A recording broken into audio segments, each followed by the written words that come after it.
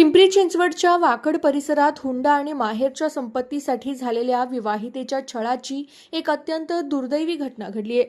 तुझ्या बापाच्या प्रॉपर्टीमध्ये हिस्सा माग असं म्हणत गवारे कुटुंबाकडून वारंवार सुनेचा शारीरिक आणि मानसिक छळ केला जात होता।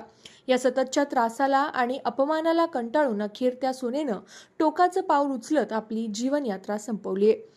मिळालेल्या माहितीनुसार मृत विवाहितेच्या सासरची मंडळी म्हणजेच वाकडमधील गवारे कुटुंब सतत तिच्याकडे माहेरच्या संपत्तीतून हिस्सा आणण्यासाठी तगादा लावत होते।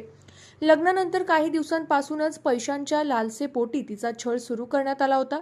या सासरच्या मंडळींच्या सततच्या मानसिक व शारीरिक त्रासामुळे ती प्रचंड तणावाखाली होती।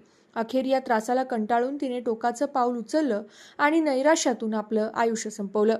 या घटनेमुळे परिसरातून तीव्र संताप व्यक्त केला जातोय।